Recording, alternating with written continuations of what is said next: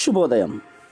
Global బెతేనియా Calvary ministry తరపున ఈ ఉదయకాల సమయంలో మరొకసారి మీ అందరితో కూడా కలుసుకొని దేవుని యొక్క పరిశుద్ధమైన మాటలు ధ్యానిస్తున్నందుకు నేను చాలా సంతోషపడుతున్నాను. నిన్నటి దినంలో ప్రభు యొక్క బల్ల నిమిత్తమై మాట్లాడిన ప్రతి మాట చాలామందికి ప్రభు యొక్క శరీరం అని రక్తమని తెలుసుకోవడానికి ప్రయత్నం చేశారు. అలాగే చాలా మంచి వర్తమానం తెలియచేశారని చెప్పడం ద్వారా దేవుని నేను మహింపరుస్తున్నాను. మరి చాలామందికి కూడా ఈ మాటలు అందించాలనే ఉద్దేశంతోనే ఈరోజు కూడా పరిశుద్ధమైన గ్రంథంలో నుండి మరొక వాక్యాన్ని మీ మధ్యలో చదవడానికి ఇష్టపడుతున్నాను. చూద్దాం. 1 కొరింథీయులకు రాసిన పత్రిక 11వ అధ్యాయము 29వ వచనాన్ని నేను చదువుతున్నాను. దయచేసి గమనించమని ప్రభు పేరిట మనవి చేస్తున్నాను.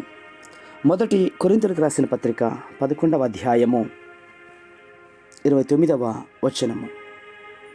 ప్రభు శరీరమని వివేచింపక తిని త్రాగువాడు తనకు శిక్షావిధి కలుగుటకే తిని త్రాగుచున్నాడు. దేవునికి మహిమ కలుగునుగాక.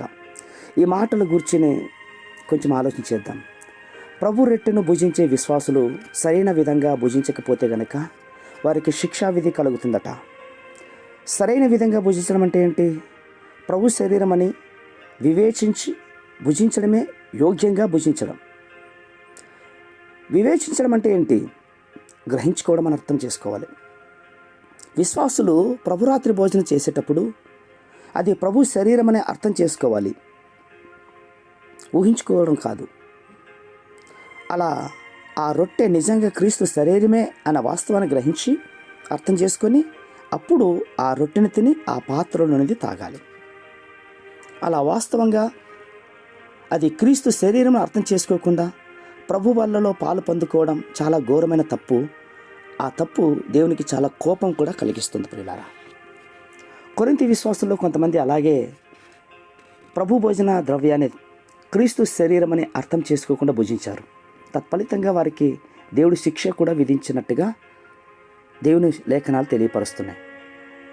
కొరింథీ సంఘంలో కొంతమంది ఉన్నట్టుండి బలహీనులైపోయారు, మరికొంతమంది రోగులయ్యారు, మరికొంతమంది అయితే ఏకంగా చచ్చిపోయారు. ప్రియులారా, ఇందు నిమిత్తమే మీలో అనేకులు బలహీనులను రోగులనై ఉన్నారు, చాలామంది నిద్రించి ఉన్నారని వారికి జ్ఞాపకం చేస్తున్నాడు పౌలు గారు. వారు బలహీనులయ్యారు, వ్యాధిగ్రస్తులయ్యారు, చాలామంది అంటే ఏకంగా చచ్చిపోయారు. ఎందుకు అలా జరిగింది? ఇందువలనే ఇలా జరిగిందట అని మనం అర్థం చేసుకోవాలి. అదే ప్రభు శరీరం అని గ్రహించుకోకుండా వారు ప్రభురాత్రి భోజనంలో పాలు పొందుకున్నారు కాబట్టి వారు తాము తింటున్నది ప్రభు సొంత శరీరం అని గ్రహించలేదు.